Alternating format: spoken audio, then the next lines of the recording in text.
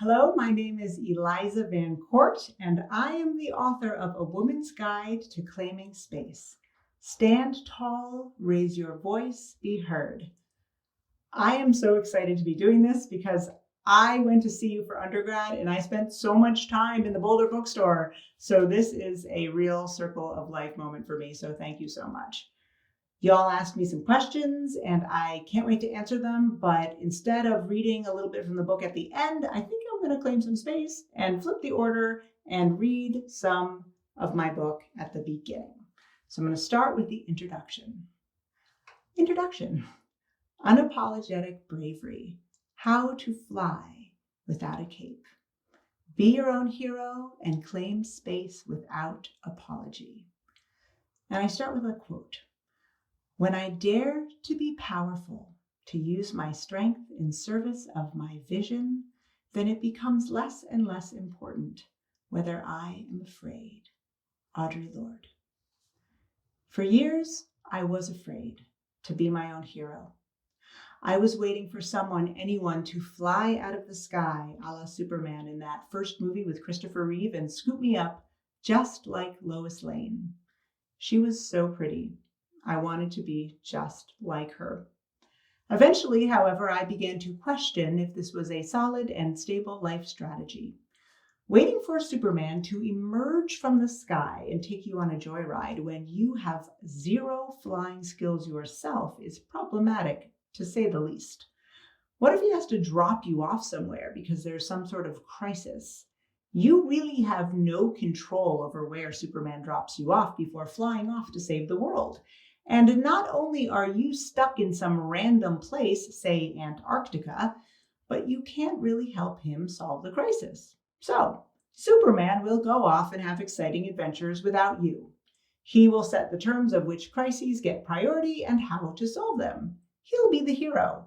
Meanwhile, you'll be freezing your ass off with a bunch of penguins, praying he'll remember to come get you when he is done.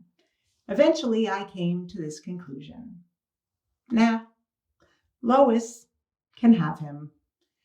After reconsidering my dreams of being Lois, I decided if I wanted to fly like a superhero, I would have to become one myself. Until I was in my 40s, I didn't fully understand my biggest barrier. It wasn't that I didn't come from Amazonia or that I had no cape, although both would be total badassery.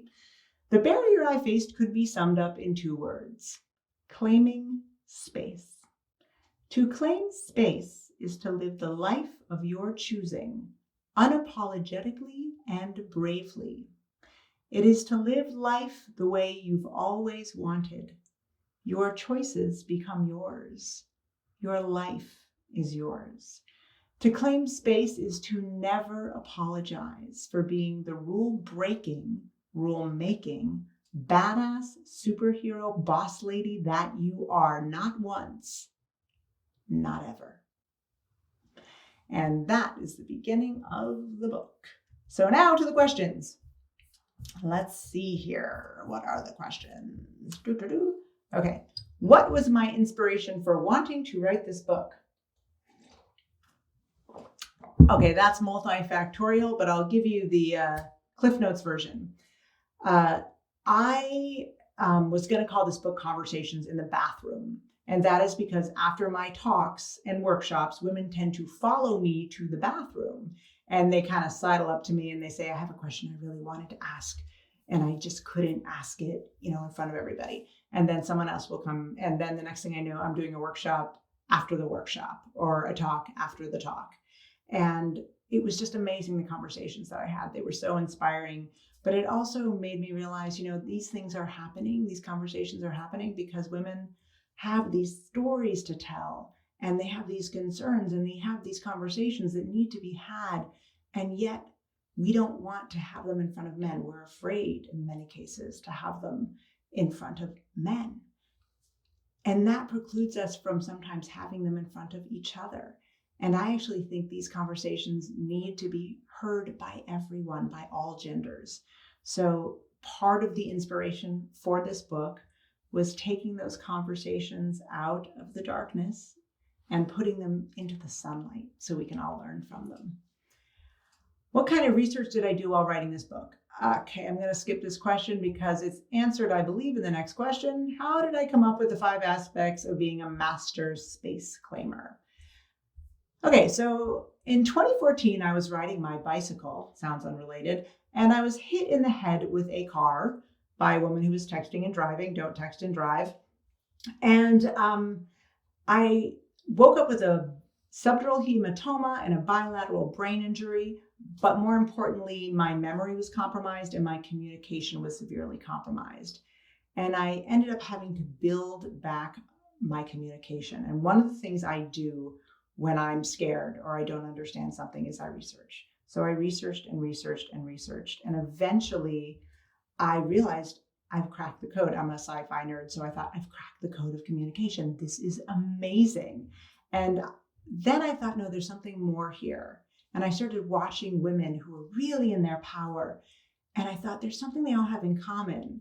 And then I realized there was not one thing they had in common. There were 5 things. And those 5 things are the 5 aspects of claiming space.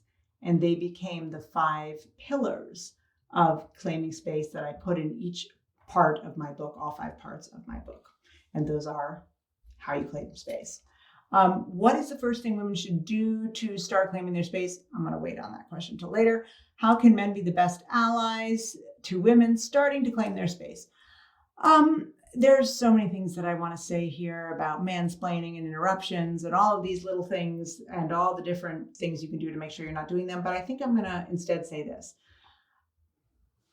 So often we look at a woman and we see something happening with her and we think it's okay. And if the same thing were happening to a man, it would be completely unacceptable. Flip the script.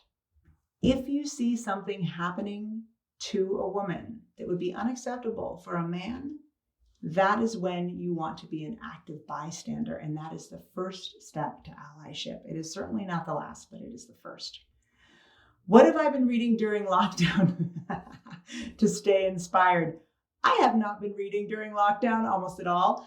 Like many people, I had a really hard time after the pandemic. Speakers have been hit quite hard by the pandemic, and I had to completely change my client base and also transition to virtual. And so I have not had time to sit by the fireplace and drink tea and read books as much as I would like to. But I will tell you my 3 favorite books, actually my 2 books I read before the pandemic, which I really recommend, are No Visible Bruises and Rage Becomes Her. But my favorite book in the world, which is my desert island book, is A Wrinkle in Time. Don't judge it by the movie. It is such a beautiful book about the power of love. And also it teaches little girls about anger, but more importantly, it's about the power of love. And if you haven't read that book, I highly recommend it. It's a children's book, but it's incredible. Is there anything else you want us to know about your book? Yes, this is a book for real women who live real lives. So it's not necessarily only for women who can sit by the fireplace and drink tea and read a book cover to cover. It is meant to be read in sequence, but it is also completely fine if you read it out of order. Because so many of the things that we face as women really affect one group of women, but don't really affect another, or our own personal experience makes one thing a challenge for one woman and not so much for another. So I wanted to make sure the book could be read out of order so women could say, wow, I'm struggling with mansplaining today. I'm going to look at this. Imposter syndrome today. I'm going to look at this. My posture. I'm going to look at this. All of those things. Or I want to learn how to be a better ally. I'm a white woman and I want to examine my internalized racism so I can raise up my sisters.